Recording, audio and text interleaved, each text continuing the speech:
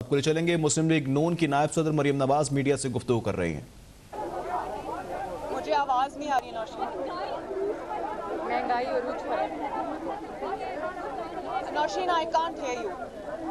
इस वक्त महंगाई काफी ज्यादा अरूज पर है, शुरू कर दिए, लेकिन मुस्लिम लीग जो अवामी मसाइल है उसके ऊपर कोई भी आवाज पार्लियामेंट उठाई जा रही है और ना खामोशी के साथ बिल्कुल मुस्लिम लीग नून खामोश नहीं है। मुस्लिम लीग नून आवाज़ उठा रही है, लेकिन मैं ये समझती हूँ कि ऑपोजिशन को अवाम के जो मसाइल हैं इस वक्त उनको बहुत बदतरीन महंगाई का सामना है, उनको बदतरीन मसाइल का सामना है। तो मेरा ख्याल है कि ऑपोजिशन को अवाम के साथ खड़ा होना चाहिए, अवाम के साथ खड़ा हुआ नजर आना चाहिए और अवाम के दुख दर्द के लिए आवाज़ और ज़ोर से उठानी चाहिए। जी, कोई और सवाल? मैडम, आपने अंदर कहा है कि जिस एक्सटेंशन में पहले मुस्लिम लीग नून को वोट दिया उस एक्सटेंशन का मैसेज मैं इसका जवाब दे चुकी हूँ। जी, और कोई सवाल आपने करना है? जी, सवाल करना है? जी, सवाल खत्म।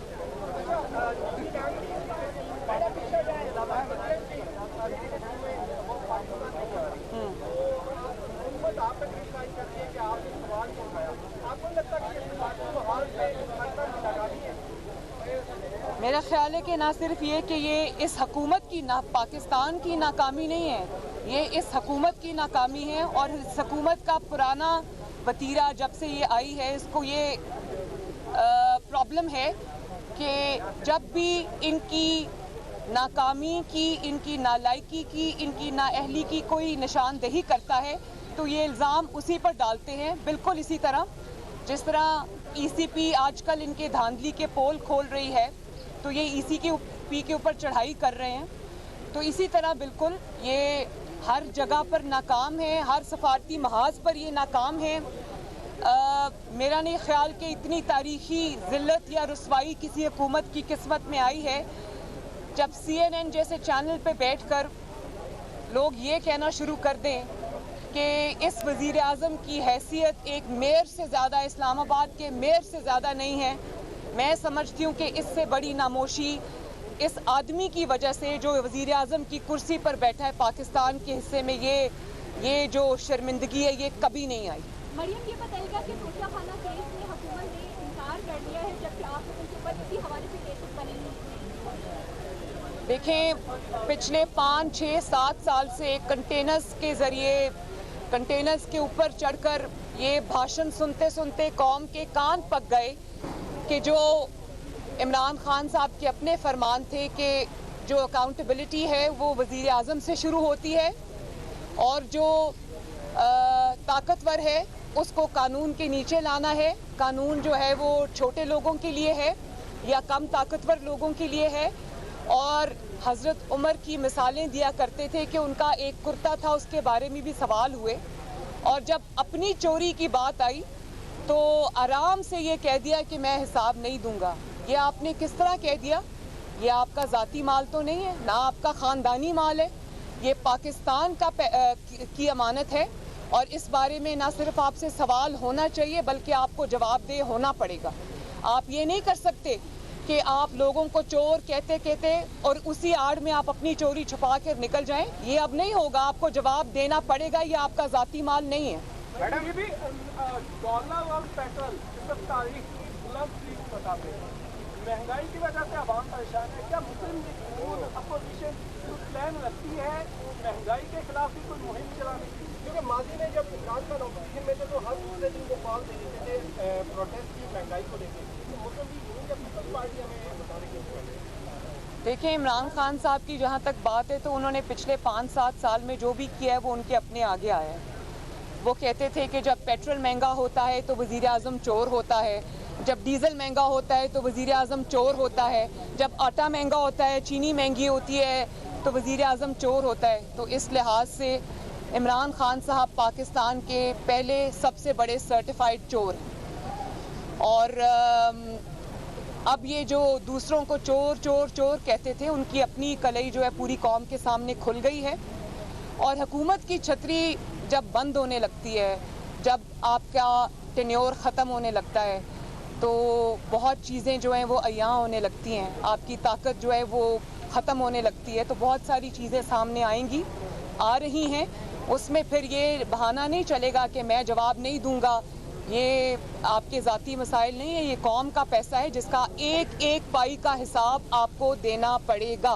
मैडम ये बताएं कि नवाज एक minute madam Nawaz Sharif London में मौजूद हैं, उनके कोरोना वैक्सीनेशन का जो अंदराज है वो लाहौर के अस्पताल में हो गया है और शनाख्ती कार्ड का जो रिकॉर्ड है वो नादरा के पोर्टल पर भी दर्ज है। जी मैंने हाँ के 2000 पहले इसका सवाल का जवाब दे दूं। मैंने भी अभी on my way to the court मैंने ये खबर सुनी और मुझे तशवीश हुई। खबर तो बड़ी मुज़क्का खेज़ है, लेकिन मुझे ये तशवीश हुई कि अगर ये आपका सिस्टम है, इस तरह से जो है वो आपका इंदराज किया जा रहा है जाली तरीके से, तो फिर ये एक और जो नामोशी है इंटरनेशनल वो पाकिस्तान के हिस्से में इनकी नाअहली की वजह से आएगी। इसका इंटरनेशनल रिएक्शन आ सकता है। मैं इस बारे में मुझे तशवीश है। 2018 का इलेक्शन हर इस हुकूमत की हर चीज़ की तरह उनकी ये जो वैक्सीनेशन का रिकॉर्ड है और वैक्सीनेशन का इंदराज है वो भी जाली है। 2018 का इलेक्शन आपने लीड किया, फिर एक बड़े अदारे के सरबराह को एक्सटेंशन दी गई, आपकी पार्टी ने वोट किया, तो क्यों आप मैडम उस इलेक्शन को लीड भी किया, फिर बाद में आके आप उसको डिनाई भी कर रही हैं? आप मैंने इस बात का जवाब दे दिया और बड़े क्लियर अल्फाज में दे दिया है। मैंने इसमें अपने वर्ड्स मिन्स नहीं किए। मेरा जवाब इनके पास है, अगर आपने नहीं सुना तो इनसे पूछ लें। जी आप एक मिनट उसमें जेयूआई आपकी शमूलियत पर नाराज है। मेरा आपसे सवाल ये है कि आप पीपल्स पार्टी को दो इशूज है, एक तो जो है इलेक्शन कमीशन के और जो मामला है नैब के एक्सटेंशन करने में नैब से एक्सटेंशन, दो मामला के आप पीपल्स पार्टी को मनाने जा रहे हैं। मैं तो सबसे पहले इंतखाबी इस्लाहात को इसलिए इस वक्त बिल्कुल गैर मुअस्सर समझती हूँ कि आप जितनी चाहे इस्लाहात कर लें, जहाँ से धांधली का जो पैदाइश है, मैनिपुलेशन है, जब तक उस सुराख को बंद नहीं किया जाएगा तब तक आप जितनी मर्जी इस्लाहात कर लें उनका कोई फ़ायदा नहीं है। तो जो अपने इख्तियारात से तजावुज़ करते हैं, जो अवाम के मैंडेट पे डाका डालते हैं, जिनके अंदर ये हिम्मत और हौसला है कि वो अवाम के फ़ैसले को पाँव तले रोंद के निकल जाते हैं, जब तक उनके आगे दीवार नहीं बनाई जाएगी आपका किसी इस्लाहात का कोई फ़ायदा नहीं। दूसरी बात आपने क्या पूछी मुझसे अभी? मैंने आपसे ये पूछा था कि आप पीपल्स पार्टी को मनाने जा रही है इलेक्शन कमीशन के मेंबरान के हवाले से, और इसके साथ साथ जब ये मामला ऑफिशियली नून लीग के सामने आएगा तो नून लीग इस पर रिस्पॉन्ड करेगी कि उसकी क्या स्ट्रैटेजी होगी। जावेद लतीफ़ के शोकाज नोटिस पर भी बता दें। जावेद लतीफ़ साहब मियाँ साहब के जानिसार सिपाही हैं, उनकी बयानिए के साथ वो खड़े हुए हैं, लेकिन अगर उनको ये शो कॉज नोटिस मिला है तो वो जवाब अपने दे देंगे। लेकिन मैं ये समझती हूँ कि जो भी किसी भी जमात के, ज़ाहिर है आज़ादी राय का हक़ सबको है, लेकिन जमात की डिसिप्लिन की खिलाफ वर्जी कहीं भी नहीं होनी चाहिए। लेकिन मैं ये समझती हूँ कि जावेद लतीफ़ साहब एक नवाज शरीफ के सच्चे सिपाही हैं, उनके नैरेटिव के अलम बरदार हैं, लेकिन किसी भी तरह अगर कोई उनसे कोई ऐसी बात हो गई है जो डिसिप्लिन की खिलाफ वर्जी में आती है तो वो अभी अपना जवाब जमा करा देंगे, हम उसमें पढ़ लेंगे कि उसकी क्या वजूहात हैं। जी मरियम, इलेक्शन कमीशन के ऊपर जो अभी हाल ही में हुक्मरान जमात की तरफ से हमले हुए हैं और इलेक्शन कमीशन ने उसका नोटिस भी लिया है, अब मुश्तरका पार्लिमानी सेशन में अगर कोई ऐसी कानून साजी की जाती है जैसे EVM मशीन के ऊपर, जो कि इलेक्शन कमीशन पहले ही मुस्तरद कर चुका है, तो फिर नून लीग ऐसी सिचुएशन में कहाँ खड़ी होगी? मेरा ये ख्याल है कि ECP पे जो हमले हो रहे हैं ये उन लोगों की तरफ से हो रहे हैं जो नून लीग को दर्स दिया करते थे इदारों के एहतराम का। तो नून लीग ने तो इदारों का हमेशा एहतराम किया है और उसके एहतराम की सज़ा भी भुगती है। एक बदतरीन victimisation, political victimisation, personal victimisation, उसको बर्दाश्त करके फिर भी इदारों पर तनकीद से गुरेज किया है। चंद अफराद पे जो ज़िम्मेदार थे उनके नाम भी लिए हैं, उन पर तनकीद भी की है, लेकिन जब इदारे अफराद को इदारा समझना शुरू कर दें तो वहाँ से डाउनफॉल शुरू हो जाती है। लेकिन ये जो ईसीपी पर अटैक्स हैं, ये ईसीपी पर अटैक्स नहीं हैं, ये अपनी चोरी खुलने का, चोरी कौम के सामने आ जाने का खौफ है जो वो ये बात कर रहे हैं। और देखें आप कितनी ख़तरनाक बात उन्होंने की। उन्होंने ये कहा कि जो ईसीपी के अरकान हैं वो ईसीपी के चेयरमैन के ख़िलाफ़ नोटिस लें। आप समझ सकते हैं कि नून लीग कभी ये कह सकती है कि किसी इदारे के जो अरकान हैं वो इदारे के चेयरमैन या इदारे के सरबराह के ख़िलाफ़ नोटिस लें। आप इदारों के, इसको कहते हैं इदारों पे हमला आवर होना। और ये मुझे इसमें कोई एम्बिग्विटी नहीं है, कोई दो राय नहीं है कि ये अपनी चोरी सामने आने के डर से ये हो रहा है। जहाँ तक आपने, और देखें अभी जो ईसीपी की रिपोर्ट सामने आई है कि आई थिंक 2021 में या 20 में वो इलेक्शन हुआ था केपीके का, जहाँ पे JUIF की सीट थी जिसको PTI जीत गई। अब उसके जो फैक्ट्स हैं वो सामने आए हैं और वो होश उड़ा देने वाले हैं कि PTI के MPA ने जो धांधली की, वो MNA ने, सॉरी, वो जगह का नाम क्या है जहाँ पे इलेक्शन हुआ, वहाँ पर कुरम एजेंसी में जो अभी PTI के MNA वहाँ पर JUIF की सीट पर इलेक्ट हुए हैं, वो पोस्टल बैलेट के ज़रिए धांधली करके इलेक्ट हुए हैं। इसी तरह सुनने में आ रहा है कि जो डस्का में हुआ, जो जिस तरह ईसीपी के अरकान को अगवा करके ले जाया गया, उनको हब्से बेजा में किसी फैक्ट्री में या किसी जगह पर रखा गया, उसके पीछे क्या मुहर्रकात थे, क्या डिटेल्स थी, अब वो सुना है मैंने कि ईसीपी सामने लाने वाली है। तो ये जो ईसीपी पर अटैक है, ये अपनी चोरी खुल जाने का खौफ है जो कौम के सामने आ रहा है। और जहाँ तक आपने इलेक्ट्रॉनिक वोटिंग मशीन्स की बात की, तो मैं ये समझती हूँ कि इलेक्ट्रॉनिक वोटिंग मशीन्स जो हैं वो एक जो RTS बिठाया गया था 2018 के इलेक्शंस में, ये उसी तरह का एक दूसरा कहानी जो है वो प्रिपेयर की जा रही है, घड़ी जा रही है।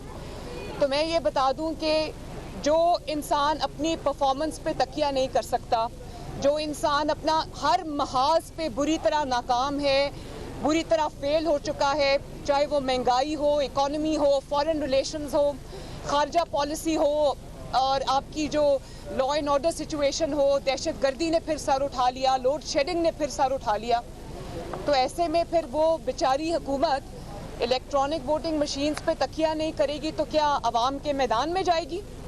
ये भले इलेक्ट्रॉनिक वोटिंग मशीन्स की वो कोशिश कर लें, कुछ भी कर लें, ये मेरी प्रेडिक्शन है आज यहाँ खड़े होकर कौम के सामने कि इंशाअल्लाह ताला अगले इलेक्शन जब भी आएंगे, इनको ना टिकट लेने वाले मिलेंगे, और अगर किसी ने टिकट ले भी लिया तो इनके वो लोग जो टिकट लेकर मैदान में उतरेंगे, उनको अवामी गैज़ो गज़ब का सामना करना पड़ेगा। वहाँ इलेक्ट्रॉनिक वोटिंग मशीन्स क्या कर लेंगी भाई?